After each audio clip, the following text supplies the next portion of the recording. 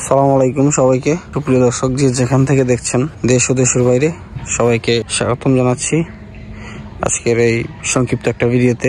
কিছু গুরুত্বপূর্ণ বিষয় আমি জানার চেষ্টা করব আপনাদের কাছ থেকে। আমি অবশ্য জানি না রেসপন্স কেমন পাওয়া যাবে বা কি, তবে আমার মনে হচ্ছে এই ভিডিওটা করা দরকার।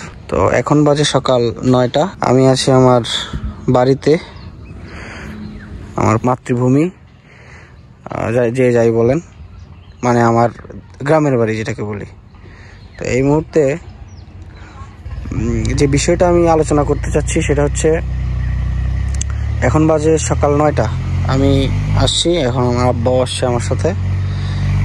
তো এখানে সকাল 9টায় আসার একটাই উদ্দেশ্য, সেটা হচ্ছে আজকে একটা দরবার আমাদের বাড়িতে, যেটা হচ্ছে জমি সংক্রান্ত বিষয়। এই হচ্ছে আমাদের বাড়ির সীমানা, এই মাথা থেকে ওই কর্নার পর্যন্ত সুপারি গাছের লাস্ট একদম, এবং একদম আমি যাব ওইদিকে, আপনাদেরকে দেখাবো কতটুকু সীমানা বা কি। আসলে মনের মতো প্রতিবেশী পাওয়া ভাগ্যের ব্যাপার বলা যায়। আপনারা নিজেরাই দেখবেন যে যেখানেই থাকেন, পার্শ্ববর্তী বাড়ি বা পার্শ্ববর্তী বাসার যে প্রতিবেশী মানুষগুলো, তাদের ব্যবহার বা তাদের কথাবার্তা যদি মারামারি করার বা যে কোনো সমস্যার কারণে যদি তাদের ওইরকম একটা টেন্ডেন্সি কাজ করে, তখন আসলে দেখা যায় এদের সাথে আসলে বসবাস করতে মন চায় না। ঠিক তখনই, এই কারণেই মূলত দেখবেন যে বিভিন্ন বাড়ির মানুষজন নিজের বাড়ি ছেড়ে, বাড়ি একদম পৈতৃক সম্পত্তি যেটা, সেটা বিক্রি করে অনেক দূরে যে বাড়ি করে। অনেকে বিভিন্ন কারণে করে, তবে বেশিরভাগ কারণটা এরকম হয়, আসলে বাড়ি ছেড়ে চলে যায় শুধুমাত্র একটা কারণ, যে প্রতিবেশীর সাথে মিলেমিশে থাকতে পারে না। এক জায়গায় থাকতে গেলে অনেক কিছু স্যাক্রিফাইস করতে হয়, সেক্ষেত্রে দেখা যায় সবাই এই স্যাক্রিফাইসটা করতে চায় না বা করে না। তো এর আগে এরকম বিব্রতকর পরিস্থিতি আর কখনো তৈরি হয় নাই, এটাই প্রথম। আমাদের যে বিষয়টা একটা জমি সংক্রান্ত, মূলত আমার দাদা ওদের কাছে একটা জমি বিক্রি করছিল প্রায় 20 থেকে 25 বছর আগে, 40% মতো।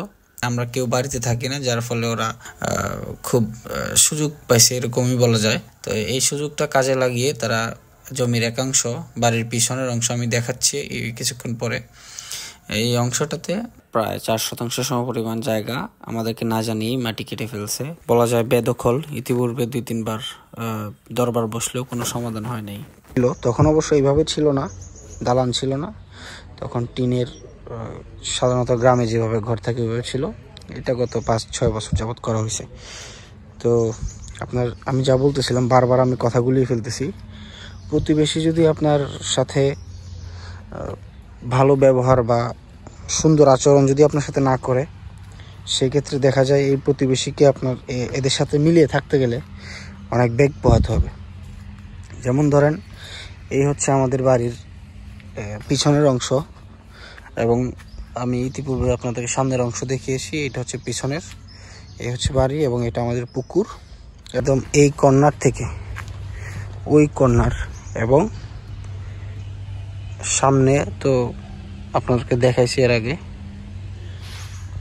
সামনের যে জমিটা দেখতেছেন সেটাই মূলত এই জমি, এবং এটা দীর্ঘদিন আগে দাদা বিক্রি করছিল পাশের বাড়ির ওদের কাছে। বারবারই যে কথাটা আমার মনে আসতেছে সেটাই বলতেছি, যে প্রতিবেশী যদি মনের মতো না হয়, আসলে বসবাস করতে খুবই বেগ পোহাতে হয়, যেটা আমাদের সাথে বর্তমানে হচ্ছে।